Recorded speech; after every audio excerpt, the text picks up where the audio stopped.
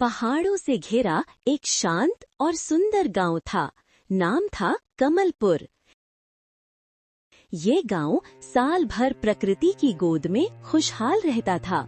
यहाँ के लोग सरल, दयालु और मेहनती थे। गर्मियों में खेतों में हरियाली छा जाती, बरसात में तालाब पानी से भर जाते और पतझड़ में पेड़ों से गिरती पत्तियां गांव को सुनहरा बना देती। लेकिन सर्दियों का मौसम आते ही सब बदल जाता था। चारों तरफ ठंडी हवा, धुंध और सन्नाटा फैल जाता। लेकिन इस बार की सर्दी पिछले सभी सालों से बिल्कुल अलग थी। हवा में अजीब सी तेजी थी, जैसे वो किसी दूर पहाड़ से बदला लेकर आई हो। शाम होते ही तापमान इतना गिर जाता कि पानी बर्फ जैसा ठंडा हो जाता। गांव के पहरेदार रात में मशाल लेकर चलते, फिर भी धुंध इतनी घनी होती कि 3 कदम आगे भी दिखाई नहीं देता था। कमलपुर के लोग इस बार की ठंड से सच में डरे हुए थे। ऐसी ठंड हमने अपने जीवन में कभी नहीं देखी। और सच में ये ठंड कोई मामूली मौसम नहीं, बल्कि एक मुश्किल की शुरुआत थी। एक सुबह जब सूरज उगा भी नहीं था, पूरा गांव सफेद धुंध की चादर में लिपटा हुआ था। लोग अपने घरों में दुबक कर बैठे थे। कई घरों में तो चूल्हा जलाने के लिए लकड़ी भी नहीं बची थी। गांव की चौपाल पर हमेशा की तरह कुछ बुजुर्ग इकट्ठा हुए, लेकिन आज उनके चेहरे पर चिंता साफ दिखाई दे रही थी। रामलाल काका ने अपने पुराने कंबल को कसकर लपेटते हुए कहा, और सच में ये ठंड कोई मामूली मौसम नहीं, बल्कि एक मुश्किल की शुरुआत थी। भाइयों, मुझे लगता है इस बार ठंड का कहर और बढ़ेगा। हवा में कुछ अलग है। हाँ, रात को इतने जानवर ठंड से कांप रहे थे कि लगता है कुछ दिन और ऐसे ही चले तो आधा गांव बीमार हो जाएगा। उधर कुछ दूरी पर खड़ा छोटा बच्चा मुन्ना अपने नाक लाल किए कांप रहा था। वो दौड़ता हुआ आया और बोला, काका, मास्टर जी ने कहा है कि स्कूल कुछ दिन बंद रहेगा। बहुत बच्चे बीमार हो गए हैं। किसी किसी को तो तेज बुखार है। सभी ने चिंता में एक दूसरे को देखा।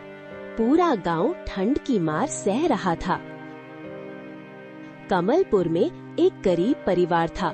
रामू, उसकी पत्नी सीता और 2 बच्चियां, गुड़िया और पिंकू।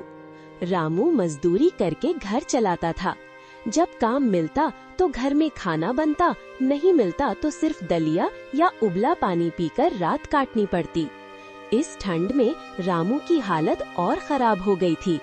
ठंड में लोग मजदूर कम बुलाते थे, इसलिए काम ना के बराबर बचा था। उस दिन सुबह रामू काम की तलाश में निकला। हवा इतनी तीखी थी कि चेहरे पर चुभ रही थी। फटा हुआ स्वेटर पहने वो चल रहा था। पैरों में चप्पल और उंगलियां जम चुकी थीं। घर में गुड़िया और पिंकू एक दूसरे से चिपक कर बैठी थीं।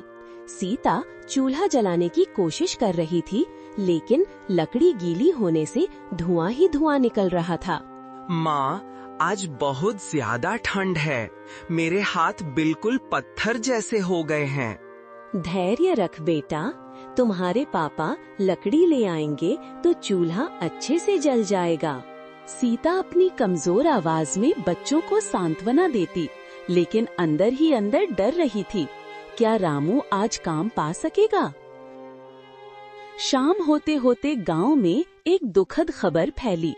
गांव के कोने में रहने वाली बुढ़िया दादी का पुराना कच्चा घर ठंड और नमी की वजह से ढह गया था। लोग टॉर्च लेकर दौड़े। दादी मिट्टी में दबी कांप रही थी। रामलाल काका ने उन्हें बाहर निकाला और अपनी रजाई उड़ा दी। बेटा, लगता है ये ठंड गरीबों को लीलने आई है। इस घटना ने पूरे गांव को हिला दिया। सब ने महसूस किया कि अब ये ठंड सिर्फ मौसम नहीं रही, ये खतरा बन चुकी है। अगली सुबह सरपंच सूरजमल ने गांव की सभा बुलवाई। सभी लोग ठंड से कांपते हुए चौपाल पर जमा हुए। गांव वालों, ये ठंड अब जानलेवा होती जा रही है। हमें एकजुट होकर इसका सामना करना होगा। लोगों ने अपनी अपनी समस्याएं बताईं। हमारे पास कंबल नहीं है, लकड़ी खत्म हो गई, जानवर बीमार पड़ रहे हैं। आज से हर घर एक कंबल और एक गट्ठा लकड़ी दान करेगा, ताकि जिन्हें सबसे ज्यादा जरूरत है उन्हें मिल सके। लोगों ने सहमति में सिर हिलाया। फिर सरपंच ने एक और महत्वपूर्ण फैसला लिया। मंदिर का बड़ा हॉल आज से सबके लिए खुला रहेगा। जिसका घर कमजोर है वो उधर जाकर रात बिता सकता है। सुनते ही रामू जैसे गरीब परिवारों को उम्मीद मिली। गांव के बच्चे ठंड में भी अपने खेल ढूंढ ही लेते थे। मुन्ना, पप्पू, सोनू और चंदा रोज धुंध यहाँ में छुपन छुपाई खेलते। उधर कुछ दूरी पर खड़ा छोटा बच्चा मुन्ना अपने नाक लाल किए कांप रहा था। वो दौड़ता हुआ आया और बोला, चलो धुंध पकड़म पकड़ाई खेलते हैं। जो धुंध के अंदर सबसे पहले दोस्त को ढूंढ लेगा वो जीतेगा। बच्चों की हंसी सुनकर गांव वालों के चेहरे पर भी मुस्कान आ जाती। लेकिन फिर भी एक डर सबके दिल में था। अगर ठंड और बढ़ी तो क्या होगा? रात को जब तापमान 0 के करीब पहुंचा, अगली सुबह गांव वालों ने देखा तालाब का पानी जम गया है। ये कमलपुर में पहली बार हुआ था। बच्चों ने इसे देखकर ताली बजाई, लेकिन बड़ों के होश उड़ गए। तालाब का पानी जमने का मतलब था ठंड अब खतरनाक स्तर पर पहुंच चुकी है। कुएं का पानी भी इतना बर्फ जैसा हो गया कि हाथ डालते ही दर्द होने लगा। बहुत से घरों में जानवर बीमार हो गए। लोगों के हाथों में दरारें पड़ने लगी। रामू उस दिन भी काम नहीं पा सका। शाम को घर पहुंचा तो देखा सीता और बच्चियां आग के बिना कांप रही थीं। रामू, आज मंदिर वाले हॉल में चले, कई लोग जा रहे हैं। रामू ने हाँ में सिर हिलाया। रात को वे मंदिर पहुँचे। अंदर सैकड़ों लोग थे जो गर्मी के लिए एक दूसरे के करीब बैठे थे। कई लोग तो आग के पास हाथ सेंकते हुए रो भी रहे थे।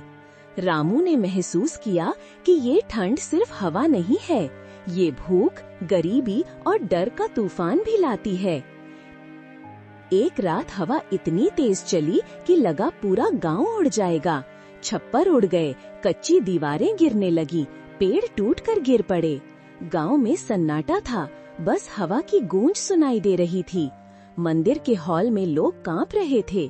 सीता ने बच्चियों को सीने से लगाए रखा। रामू पूरी रात नहीं सो पाया। बाहर का तापमान 0 से नीचे चला गया था। इतनी ठंड कमलपुर ने कभी नहीं देखी थी। अगले 2 दिनों में कई बच्चे बीमार पड़ गए। किसी को खांसी, किसी को बुखार, किसी को गले में दर्द। बुजुर्ग भी कमजोर पड़ रहे थे। डॉक्टर को गांव बुलाने की कोशिश हुई, लेकिन सड़कें बर्फ से ढकी होने के कारण डॉक्टर नहीं आ पा रहा था। गांव वाले घबरा गए। सरपंच ने फिर मीटिंग बुलवाई और कहा, अगर हम अब भी एकजुट नहीं हुए तो इस ठंड से बचना मुश्किल है। लोगों ने अपने घरों में जितनी लकड़ी, कपड़े, अन्न बचा था, सब एक जगह इकट्ठा कर दिया। कई अमीर परिवारों ने कंबल, दवाइयाँ और रजाइयाँ दान की। बच्चों ने भी अपने पुराने स्वेटर गरीब बच्चों के लिए रख दिए। रामू की बच्चियों को नए स्वेटर मिले। गुड़िया की खुशी का ठिकाना नहीं था। गांव में पहली बार सब एक परिवार की तरह काम कर रहे थे। लोगों के बीच प्यार बढ़ गया था। 3 दिन बाद मौसम थोड़ा बदला। आसमान साफ हुआ। पहाड़ियों की बर्फ पिघलने लगी। हवा में हल्की गर्माहट आई। लोगों ने राहत की सांस ली। बच्चे फिर से जमीन पर दौड़े, जानवर बाहर निकले, गांव में फिर से हलचल लौट आई। सरपंच ने गांव वालों को इकट्ठा कर कहा, हम इस ठंड से इसलिए बचे क्योंकि हमने मिलकर साथ दिया। गांव तभी गांव बनता है जब लोग एक दूसरे का सहारा बने। गांव वाले तालियों से गूंज उठे। रामू ने बच्चियों को गले लगाया। सीता की आंखों में खुशी के आंसू आ गए। कमलपुर ने ठंड की सबसे बड़ी मार को झेला, लेकिन मिलकर प्यार से एकजुट होकर जीत भी हासिल की।